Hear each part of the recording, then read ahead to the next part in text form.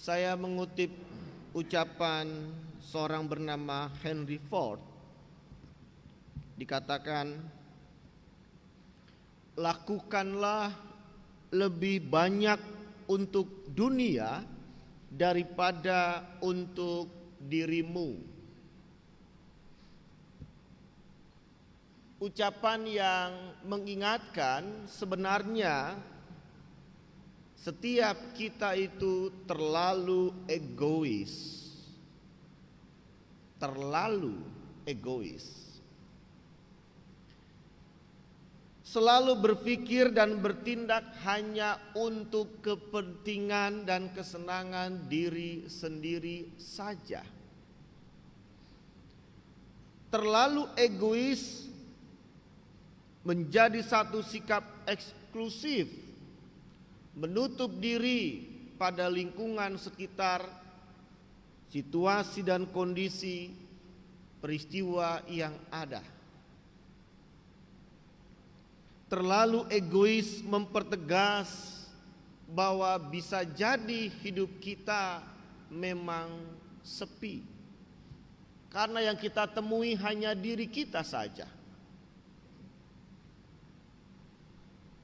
Bapak Ibu Saudara yang dikasihi Tuhan, Allah sejak awal menciptakan dunia ini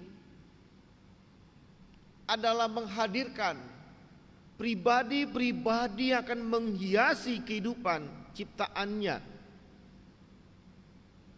Dan tidak hanya Adam, tetapi juga dihadirkan manusia lain, yaitu Hawa. Dan seterusnya ada keturunan. Maka semaraklah kehidupan ciptaan Allah. Dan ada keindahan ketika memang dalam aktivitas kehidupan ciptaannya Allah berkenan ikut ambil bagian di dalamnya. Maka kehadiran Allah menjadi bagian keutuhan kehidupan yang Allah ciptakan. Tidak ada sebuah sikap egois semata di dalam karya Allah, namun justru selalu mempertegas dan memperlihatkan sikap inklusif, keterbukaan Allah ketika Dia menghadirkan ciptaan-ciptaannya yang saling melengkapi. Bahkan manusia dikatakan ditugaskan oleh Allah agar ada menamai setiap apa yang ada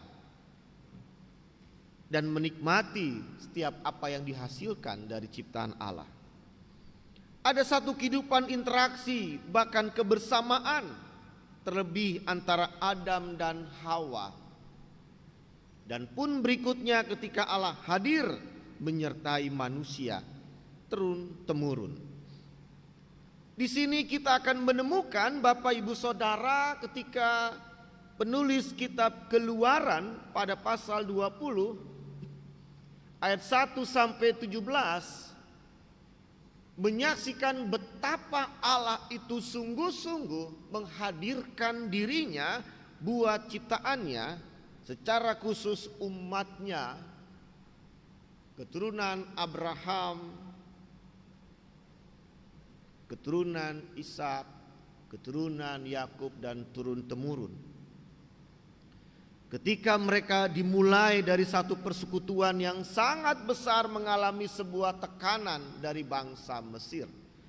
Ketika mereka merasakan beratnya hidup, tapi kemudian Allah melegakan dan membawa dalam prosesnya ke kehidupan yang baru yang mereka akan alami. Tetapi Bapak Ibu Saudara, masuk ke dalam kehidupan yang baru kemudian, yang disebut dengan sebuah janji, tanah perjanjian yang Allah akan berikan kepada umatnya, harus dilewati dengan segala macam pergumulan. Dan salah satunya adalah bagaimana hidup mereka tidak hanya untuk diri sendiri, terlalu egois. Apa arti kehidupan umat yang tidak lagi terlalu egois? Ada 3 hal saya mencatat. Pertama, umat atau mereka harus mengakui dan menyadari bahwa ada Tuhan yang merawat perjalanan mereka. Saya pakai kata merawat perjalanan mereka. Kata merawat saya lebih suka digunakan ketika membandingkan sebuah kondisi seorang perawat atau suster, demikian dalam kesehatan di rumah sakit, yang merawat pasiennya. Maka tugas seorang merawat itu betul-betul memastikan bahwa pasiennya dalam kondisi akan sehat. Memperhatikan segala gejala perkembangan fisik pasien dan psikisnya. Perawat begitu konsen pada yang dirawat. Dalam hal ini untuk suster atau perawat rumah sakit adalah pada pasiennya. Dia akan menjaga dengan sebaik mungkin. Maka saya mengkaitkan merawat itu ketika memang Allah betul-betul konsen memperhatikan betul kondisi umatnya. Bahkan ketika melihat kondisi yang sedang menghadapi tekanan dari bangsa Mesir ditindas, maka Allah mengambil sebuah tindakan melepaskan mereka untuk kehidupan yang lebih baik. Ada Tuhan yang merawat perjalanan mereka, yang bukan hanya ketika di Mesir mereka akan dibebaskan dan mengalaminya kemudian, tetapi ketika mereka dalam perjalanan di padang gurun, mereka merasakan perjalanan itu bersama Tuhan yang sedang merawat mereka. Kedua, bahwa dalam sebuah perjalanan hidup bersama dengan orang lain, di tengah-tengah tuntunan Tuhan, mereka diajak mari semuanya bersekutu dengan Tuhan. Berilah waktu untuk Tuhan, agar umat mengingat siapa yang melepaskan mereka, siapa yang sedang merawat hidup mereka. Tuhan, bersekutulah dengan Dia. Berilah waktu untuk Dia. Di tengah banyak waktu yang mungkin mereka lakukan dalam kehidupan pribadi, keluarga, bahkan masyarakat sekitar mereka sebagai satu bangsa, umat Allah. Ketiga, ternyata persekutuan dengan Tuhan membangun sikap hormat atau perilaku yang saling menghargai dengan orang lain, sesama mereka. Kalau saya ini dijadikan sebuah tema kecil, maka seolah ini mengingatkan tentang antara aku, kau, dan Tuhan. Ada 3 pihak dalam kehidupan ini, dalam konteks pribadi. Anda pribadi, kamu atau kau adalah orang lain, dan Tuhan adalah Dia yang memelihara, merawat hidup kita.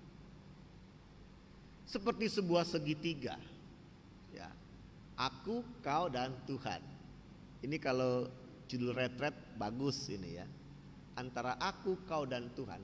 Bukan hanya antara aku dan kau, tapi menempatkan adanya Tuhan dalam sebuah relasi aku dan kau, dalam sebuah segitiga. Maka penghayatan apa yang dialami oleh umat kemudian nampak dalam bacaan kita. Tuhan memberikan ke-10 firman, yang ke-10-nya itu menggambarkan 3 poin yang saya sebutkan tadi. Akulah Tuhan Allahmu yang membawa engkau keluar dari tanah Mesir, dari tempat perbudakan. Ke-10 firman Tuhan diawali dengan sebuah penegasan. Umat, ketahuilah ada Tuhan dan akulah Tuhan Allahmu. Bukan kehebatan mereka, bukan kekuatan Musa, bukan karena kelemahan pemimpin Mesir Firaun. Karena Tuhan terjadi pembebasan bagi umatnya. Ke-10 firman itu pun mempertegas sebuah relasi antara umat dengan Tuhan. Ketika mereka memberi waktu khusus persekutuan dengan Tuhan, maka jangan ada padamu Allah lain. Jangan menyebut nama Tuhan Allahmu dengan sembarangan. Ingatlah dan kuduskanlah hari Sabat. Bahwa firman Tuhan, ke-10 firman yang disampaikan Allah kepada Musa untuk umatnya, mengutamakan yang paling pertama adalah pengakuan iman tentang siapa yang menyertai kita, yang merawat kita, Tuhan. Dan kemudian melanjut dengan, kepada Dialah kita harus mengalami persekutuan khusus. Tetapi kemudian ke-10 firman juga harus mendaratkan kehidupan mereka bukan hanya bersifat eksklusif dia dengan Tuhan, tetapi juga dengan sekitarnya, inklusif. Maka yang ketiga tadi yang saya sudah sebutkan adalah ke-10 firman ini mengajak setiap orang umat Allah hadirkan perilaku menghormati dan menghargai orang lain. Yang bukan miliknya jangan diambil. Dan hormatilah setiap perbedaan, siapapun orang yang ada bersamamu. 3 hal ini memuat apa yang ternyata ke-10 firman disampaikan Allah kepada Musa untuk umatnya, yang sesungguhnya mempertegas menjadi sebuah dasar kehidupan umat di sepanjang waktu, bahkan menuju tanah perjanjian dan juga kita saat ini. Saudara Bapak Ibu yang dikasihi Tuhan, saya menyebut bahwa kondisi umat di saat itu adalah umat yang sedang dibentuk untuk memiliki pola hidup yang baru. Pola hidup yang baru, yaitu hidup di tengah perjuangan menuju Kanaan, adalah mereka membutuhkan Tuhan dan orang lain.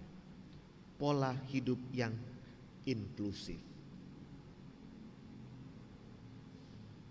Itu nampak dalam ajaran Yesus, Bapak Ibu Saudara. Ketika diingatkan, kamu itu terang, kamu itu garam. Terang adalah satu cahaya yang bukan untuk dirinya. Menjadi terang itu berfungsi ketika dia dirasakan oleh orang lain. Pola hidup adalah satu dasar menjalani hidup ini, yaitu di tengah perjuangan menghadirkan pribadi yang bisa dirasakan oleh orang lain. Pribadi yang bisa dirasakan oleh banyak orang di sekitar kita, manfaat-manfaat yang baik. Ajaran Yesus juga memberitahu kita kehidupan Yesus ternyata demikian. Dia menghadirkan manfaat buat orang lain. Ada yang sakit tergerak disembuhkan. Ada yang punya pergumulan dikuatkan dan dihibur. Bahkan sampai ada anggota keluarga yang meninggal, maka dia dihidupkan kembali. Betapa manfaat yang ditunjukkan Yesus menghadirkan sukacita buat banyak orang. Maka tidak heran ada banyak orang mencari Yesus. Bahkan kita pun demikian dalam doa-doa kita. Apa yang diajarkan Yesus, kalau saya boleh mengkaitkan dengan bacaan kita, adalah mempertegas segala tindak tanduk Yesus adalah menghadirkan pengakuan ada Tuhan Allah, ada kuasa ilahi. Ini nampak dalam kisah seorang perempuan yang 12 tahun hidup dengan pendarahan. Ketika dia sudah sangat lemahnya, gak kuat lagi dan gak tahu lagi mencari tempat untuk bisa menyembuhkan dia, hartanya habis untuk itu. Melihat ada sebuah rombongan besar, ada seorang bernama Yesus yang dia tahu punya kuasa. Dia berjuang sambil merangkak mendekati Yesus di tengah banyak orang yang mengitari Yesus. Tapi dia punya satu keyakinan, asalku jamah saja dalam dirinya, apapun itu, jubahnya, kakinya, aku sembuh. Dan dia merasakan saat dia menjamah hanya jubah paling bawah, jumbainya, ada aliran kuasa ilahi yang menyembuhkan dia. Dan dia pun sembuh. Dan Yesus pun sempat terkejut. Siapa yang menyentuh aku? Di tengah banyak orang yang mungkin mendorong-dorong tubuh Yesus, dia bertanya, siapa yang menyentuh aku? Bukan soal sentuhan tangan ataupun badan yang mendorong, tapi ada satu kuasa yang keluar. Dan Yesus merasakan itu. Dan kuasa itu menyembuhkan. Seorang yang 12 tahun mencari jalan keluar akan kesulitannya, dan Yesus memberikannya. Sangat indah situasi itu. Yesus menghadirkan kuasa Allah yang bagi banyak orang yang menerima mujizat, mengalami kesembuhan, bahkan orang-orang di sekitarnya yang melihat peristiwa apa yang Tuhan buat, menjadi yakin bahwa ada ilahi, kuasa Allah dalam kehidupan Yesus. Maka lebih tepat kemudian mereka menerima kenyataan ketika dikatakan dia adalah anak Allah. Amin. Karena Allah ada dalam setiap kehidupan Yesus.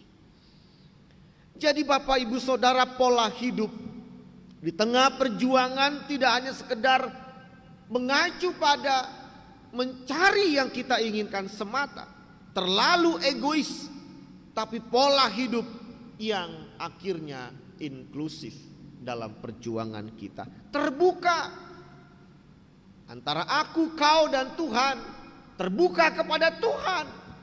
Ada Tuhan dalam kehidupan kita. Buka mata kita, buka hati kita. Ada Tuhan yang merawat hidup kita, tapi juga ada orang lain di sekitar kita.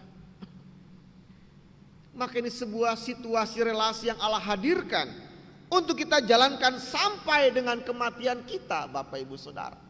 Untuk apa? Kenapa mesti ada orang lain dalam kehidupan kita? Aku mau hidup sendiri saja. Dan kenapa ada ngomongin soal Tuhan? Aku mau diriku saja. Ternyata kalau seorang mengatakan saya hidup, saya sedang hidup, itu bukan bicara tentang diri Anda. Saya hidup, saya punya keinginan, saya punya perjuangan, itu belum hidup. Ketika seorang dikatakan aku hidup, aku melihat, aku merasakan, maka kehidupan yang dia harus akui adalah kehidupan dalam sebuah relasi besar. Sebuah pemaknaan diri. Apa yang dia bisa hadirkan sebagai sebuah kehidupan itu sendiri. Maksudnya apa? Perhatikan. Ketika Yesus ingatkan tentang garam, dalam dirinya dia bisa bilang saya garam, saya garam. Dia punya nilai bagi dirinya. Saya garam, saya bukan gula, saya bukan kopi. Tapi ketika Yesus menemukan dalam diri garam itu tidak ada satu manfaat hadirnya dia dalam satu ruang waktu, maka Tuhan bilang engkau bukan garam. Engkau tidak sedang hidup dalam dirimu. Engkau mati. Engkau harus diinjak dulu baru dibuang. Begitupun Yesus katakan kalau pelita ditaruhnya di bawah gantang, nggak kelihatan, apa artinya? Taruh di atas kaki Dian seperti ini, perlihatkan dirimu. Itulah baru kehidupan yang sejati. Inklusif, terbuka pola hidup dalam perjuangan kita. Selain yang saya bilang kita adalah butuh orang lain sebagai makhluk sosial dan juga butuh Tuhan, tapi kita juga dibutuhkan oleh orang lain. Keindahan Anda ketika Anda lapar, Anda mencari uang dan mendapatkan, lalu Anda membeli makanan, Anda makan, betul Anda senang. Tapi berbeda ketika Anda makan, juga bersama orang yang sedang lapar, Anda berbagi makan dengan dia. Mari kita makan bersama. Itu berbeda sekali. Itulah kita sekarang. Maka jangan biarkan diri kita hanya terlalu egois, hanya mengutamakan, mengedepankan diri kita. Termasuk Anda anggap tidak lagi butuh persekutuan dengan Tuhan. Anda anggap nggak lagi butuh relasi dengan Tuhan. Karena Anda pikir kehebatan Anda bisa membuat semua yang Anda inginkan tercapai. Tuhan itu nggak ada. Tuhan itu nggak kelihatan. Saya begini karena saya, bukan karena Tuhan. Nggak ada beda, doa apa nggak doa, tergantung saya. Betul, ada orang bilang, kalau Anda nggak berusaha nggak dapat. Betul. Kalau Anda nggak berjuang nggak akan memperoleh hasil. Betul. Dalam kasat mata ruang dan waktu itu betul. Karena logika kita hanya melihat yang kita mampu jangkau. Buah-buah yang kita buat memang dengan tangan Anda, dengan otak Anda, dengan tubuh Anda, dengan segala gerak hidup Anda. Tapi satu hal yang Anda nggak bisa lihat adalah di mana seorang itu punya batas waktunya, yaitu kematiannya. Obat apa yang bisa mencegah? Obat apa yang bisa menghentikan ketika memang kematian itu menjangkau Anda? Tidak ada. Ada yang gak bisa kita lihat, yaitu datangnya kematian. Dan saudara Bapak Ibu, kematian kalau kita melihat orang yang meninggal, itu selalu menghantam keegoisan kita yang sangat terlalu sepanjang hidup.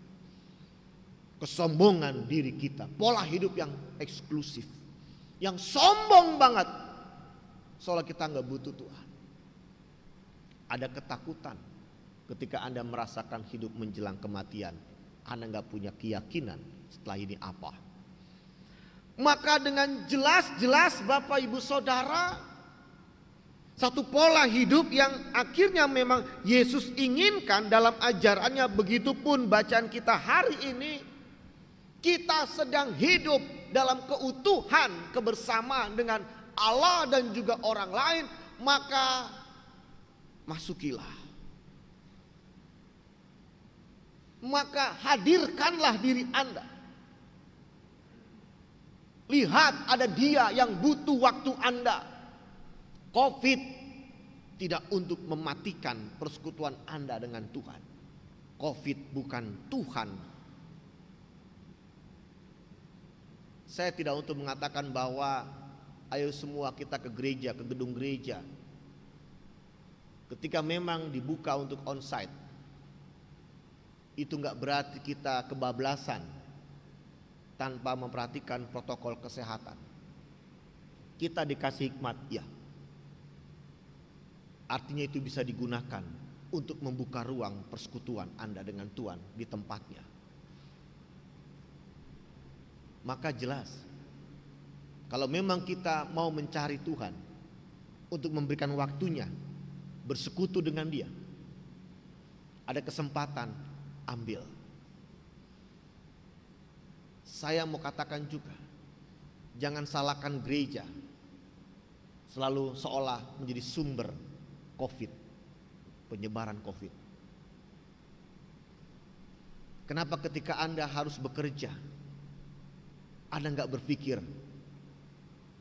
untuk membatasi diri selalu, tapi Anda akan membuka ruang tetap bisa hadir ke tempat pekerjaan Anda tanpa takut Anda kena COVID. Saya tidak untuk meremehkan satu kesempatan kondisi tertentu, tidak. Tapi dalam diri Anda perhatikan apa yang Anda rasakan di situ. Ada ketidakseimbangan. Anda lebih mengutamakan betul apa yang menguntungkan bagi Anda. Dan Anda berjuang buat itu. Resiko apapun Anda ambil. Enggak salah, silakan. Tapi ketika ada satu ruang kesempatan bersekutu dengan Tuhan, dengan kondisi yang memang Anda harus bijak melakukannya, kenapa tidak diambil? Malah menjadi alasan justru Anda tidak mengambil waktu bersekutu dengan Tuhan. Hai para pemuda, saya mengajak semua pemuda dalam kategori usia yang dimungkinkan dengan bijaksana, hadirlah bersekutu dengan Tuhan. Hai orang-orang yang dewasa, datanglah bersekutu dengan Tuhan. dengan bijaksana. Dan jangan anggap orang yang datang ke gedung gereja itu bodoh.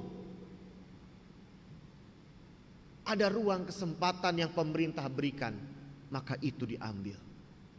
Maka ambillah dalam kehidupan kita di dunia ini. Konkretnya adalah beri waktumu buat Tuhan. Bersekutulah dengan Dia. Lalu Anda bilang, aku sudah secara pribadi, aku berdoa setiap hari. Bagus. Tapi di mana warna persekutuanmu?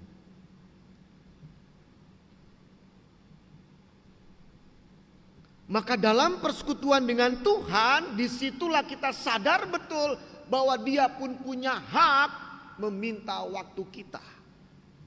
Dan kita harus perjuangkan Bapak Ibu Saudara. Dalam kehadiran adanya Tuhan juga pada akhirnya membangun pola hidup inklusif, di mana kita melihat orang lain menjadi bagian yang kita harus perhatikan Bapak Ibu Saudara. Dan ini berat. Saya bilang berat. Kalau sejak awal kita terlalu egois, orang egois itu agak susah untuk peduli. Karena selalu berhitung. Bapak Ibu Saudara, ada masa-masa tertentu yang menggambarkan sikap egois itu. Misalkan di masa remaja. Maka jangan kaget ketika ada sebuah konflik kebersamaan. Ketika anak-anak dengan orang tua di usia remaja, anak-anak itu mereka nggak peduli dengan orang tuanya. Mereka hanya peduli kesenangan mereka. Mulai dari kondisi kamar yang tidak diperhatikan, mulai dari relasi di rumah itu yang diabaikan, seolah tidak ada orang tua di situ, nggak ada om dan tante di situ, seolah cuma ada dia fokusnya. Ketidakpedulian memang sangat memprihatinkan. Tapi kalau itu pun terjadi dalam satu masa ataupun kita, itulah tantangannya Bapak Ibu Saudara. Kita dibentuk untuk inklusif terbuka.